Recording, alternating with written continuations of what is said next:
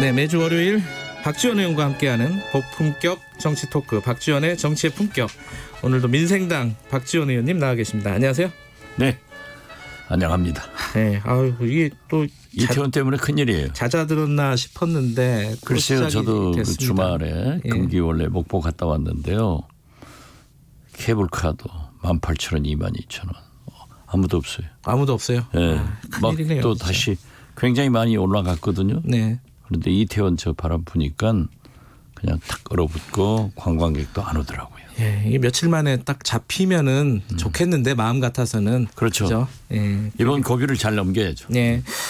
아, 오늘은 사실은 박지원 의원과 함께 그 문재인 대통령 3주년 연설 요 얘기 잠깐 먼저 시작하려고 했어요. 그 어떻게 들으셨습니까? 뭐 약간 이태원 사태 때문에 좀 분위기는 예, 그랬지만 예. 어떻게 됐든 우리가 세계적으로 코로나 방역에 제일 앞장섰잖아요. 네.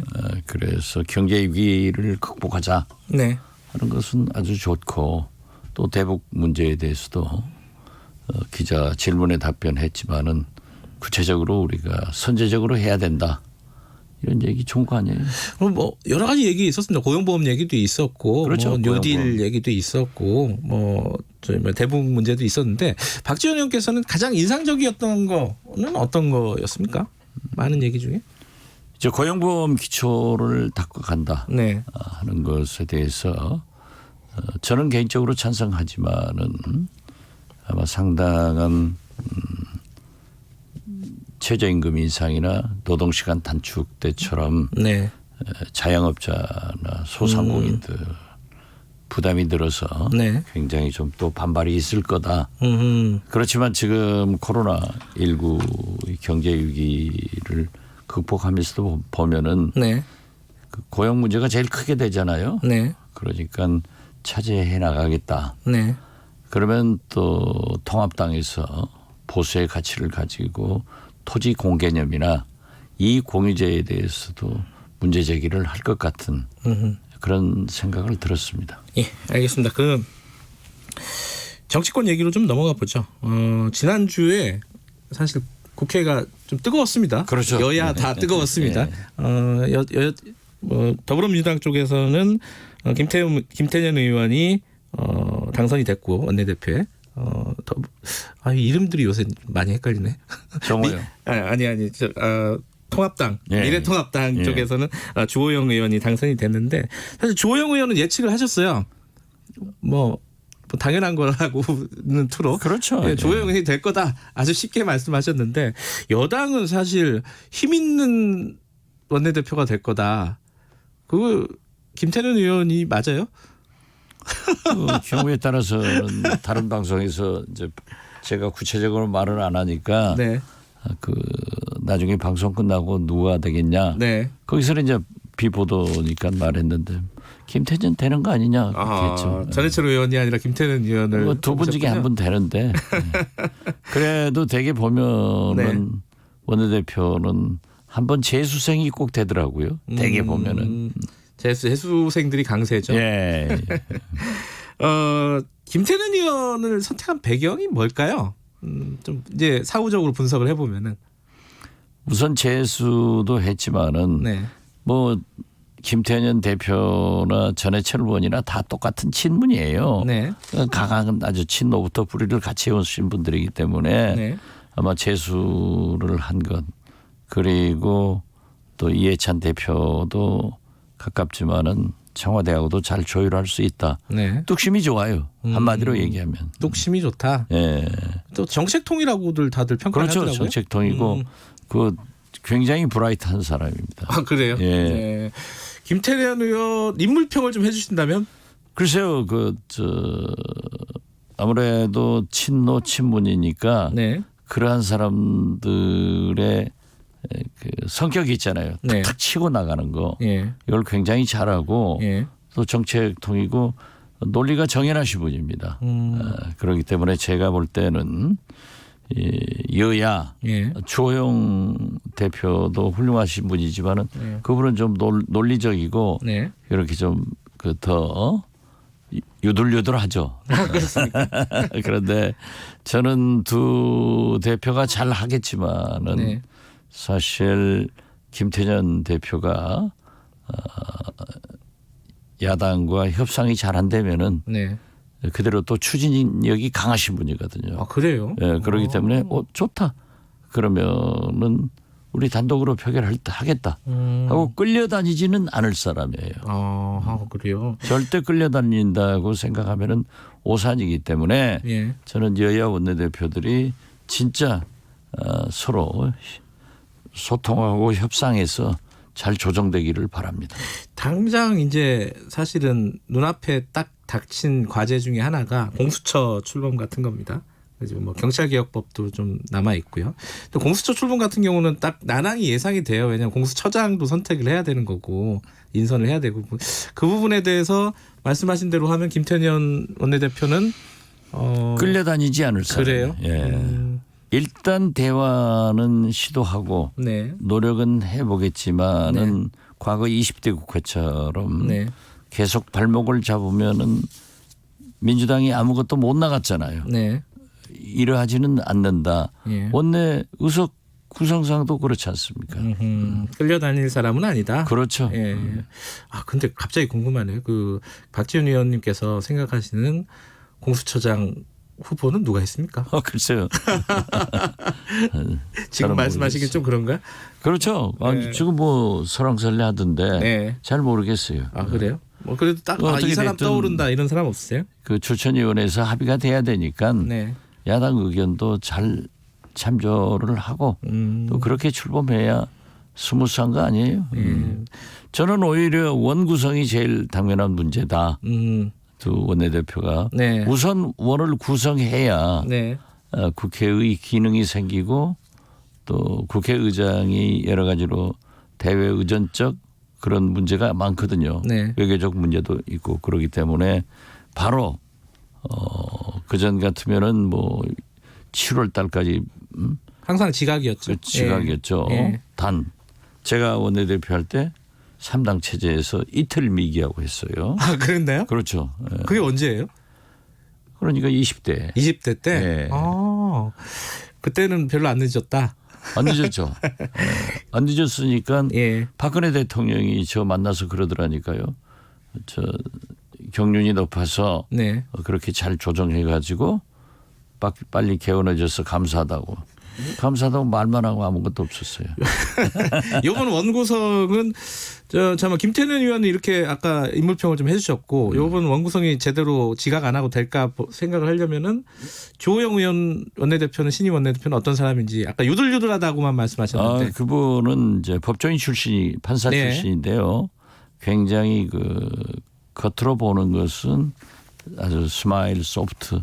인터뷰할 땐 그러시더라고요. 예, 그렇죠. 스마일인데 진짜. 그렇지만은 뭘 따지고 들면 굉장히 논리적이고 거기도 또 아무튼 그 오선이나 되니까 강할 수는 있어요. 예. 그렇지만은 근본적으로 협상을 할 때 치고 들어가잖아요. 네. 왜냐하면 숫자. 이것 때문에 그 진짜 야당 원내대표로서 아주 기술적인 부분도 필요할 거예요. 예. 어디까지 김태년 원내대표가 양보를 해줄 것인가. 네. 야당이 버틴다고 해서 버텨질 수가 없어요. 그래서 저는 아주 재미있는 모습도 많이 보고 또 주호영 원내대표도 화나면 무섭더라고요. 아 그래요. 다 사람마다 그러는 거죠. 그러니까. 조호영 원내대표 같은 경우는 쉽지 않은 임기가 될 겁니다. 그죠? 예. 숫자상으로 봤을 때는. 자, 근데 지금 역대 쉽지 않은 그런 최근에 봐서 예. 원내대표가 될 것이다. 지금 이제 강한 야당을 표방하고 예. 또 통합당 의원들이 초선도 많지만은 예. 강하게 뭘 투쟁 뭐 이런 얘기를 지금부터 하고 있잖아요. 예. 그렇기 때문에 그렇게 한다고 해서 김태년 대표가 당해주느냐? 절대 안 당할 사람이죠. 좀 원구성부터 문제가 될 텐데 지금 예컨대 가장 사람들 관심이 있어 하는 게 법사위원장이에요. 법사위원장, 예결위원장 둘 하던데 어떻게 될까요? 법사위원장은 보통 대체적으로 야당이 많이 했잖아요. 지금까지 이제 예. 방송관계, 언론관계하는 그 과학정보통신위원장은 네. 여당이 했어요. 예. 그리고 법사위원장은 야당이 쭉 그렇죠. 전통적으로 해왔는데 네. 그때는 원내 의석이 비슷비슷했어요. 그리고 국회를 단독으로 원구성을 할 수 없는 입장이었어요. 예. 그렇기 때문에 저도 원구성 협상을 한두 번 해봤지만은 숫자로 얘기한단 말이에요. 결국 국회는 그렇기 때문에 법사위원장을 예결위원장을 김태년 원내대표가 제가 볼 때는 절대 안 내줍니다. 절대 안 내줍니까? 네. 아. 그리고 제가 통합당 네. 간부가 저한테 예. 이 위로 겸 네. 전화를 해서 자기들 그 얘기를 하는데 이 양보해야 될 거다. 예. 내가 원내대표도 그걸 주겠느냐. 오히려 민주당이 미국 의회처럼 승자 독식을 해버리면은 네. 큰일이다. 네. 그리고 20대 국회 개원할 때 네. 제가 그 안을 내 가지고 안철수 아니다 이렇게 이제 냈는데 표결을 하자 국회에서. 네. 우리는 3당이니까 그렇게 했기 때문에 저는 원구성할 때 통합당이 응하지 않으면은 네. 민주당이 예를 들면은 승자 독식까지는 하지 않더라도 소정의 통합당 몫을 남겨두고 구성해버리면 어떻게 할까요? 그러면은 사실 근데 통합당 입장에서는 약간 투쟁 국면으로 들어갈 수도 있는 거잖아요. 투쟁 국면으로 들어가서 예. 그렇게 과거와 똑같이 예. 황교안 리더십이 그래서 망한 거 아니에요. 발목 잡고 반대하고 그럼 또 광화문으로 태극기들 손잡고 나가요? 이게 이제 굉장히 딜레마일 거예요. 예. 어떻게 됐든 지금은 국민들은 예. 문재인 대통령께서 코로나 감염으로 우뚝 섰고 세계적으로 최초 아니에요? 여기다 이제 코로나 경제 위기를 극복하는 것이 제일 선결 문제인데 네.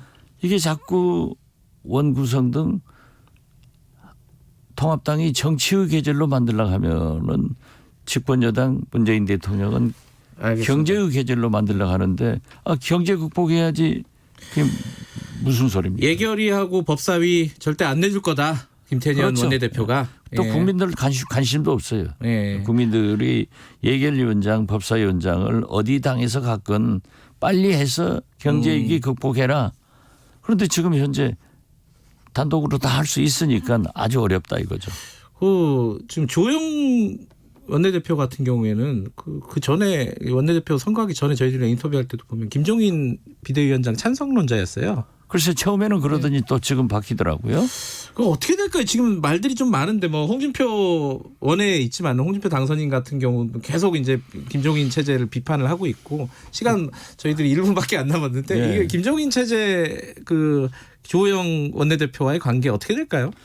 지금 현재 우선 초재선 의원들이 네. 그 김종인 체제에 대해서 그렇게 반대 의사가 많더라고요. 네. 그러니까 저도 김종인 체제로 갈 것이다 네. 라고 했는데 지금은 주호영 대표가 어떻게 선택할 것인가. 네. 제가 볼 때는 반반으로 보여요. 반반으로 아직 그러면은 뭔가 명확한 입장이 없다 이렇게 아니 보시는 거예요? 그러니까 예.